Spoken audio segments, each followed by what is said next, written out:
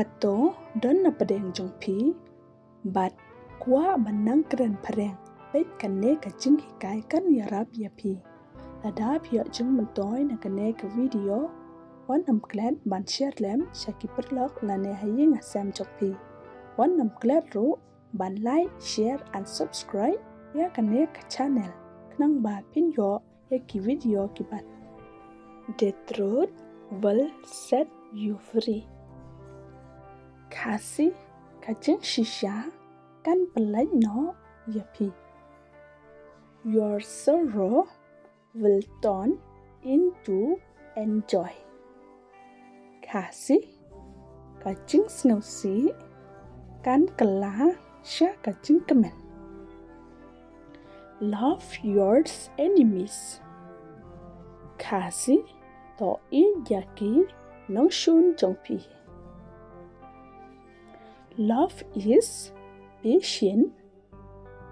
Kasi kajing i kayay siya slam. Love never ends. Kasi kajing i kan do lano ro. Do what you love. Kasi le ka ba snow kanat snow i. Do what makes you happy. Kasi le ka ba pen kemen yapi.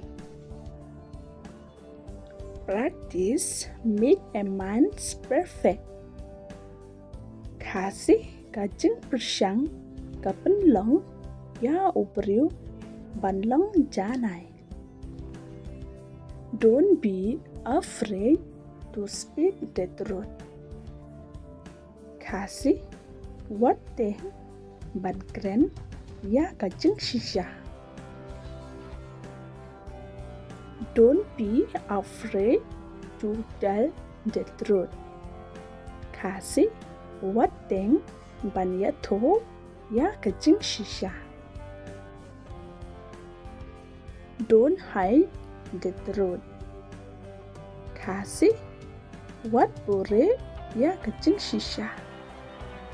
You can run with a light, but you cannot hide from the truth. Kasi pila ban pet, but kajing talk. Henry him la ban bore ya kajing shisha. I respect those who tell the truth, no matter how hard it is. Kasi nga buram ekto ibaya to ya kajing shisha. Compare la dalong kumno ro.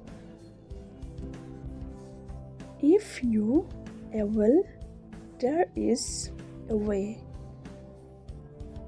Kasi lada pidon kaman kadon kalenti.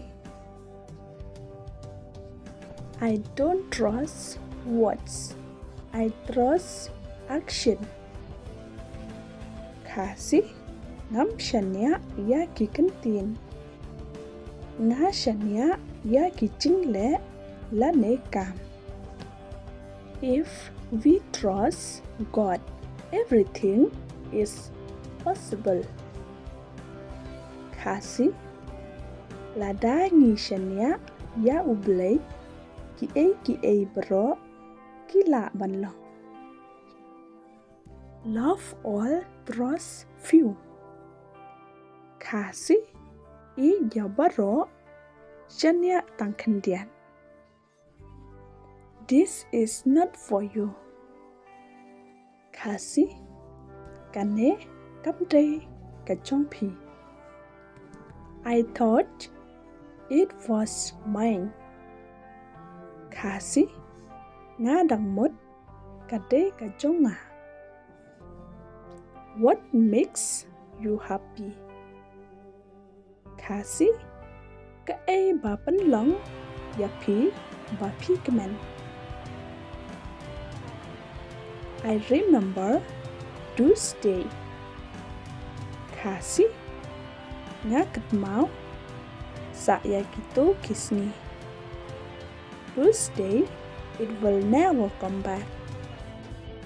Kasih gitu kisni kim wan pai shu.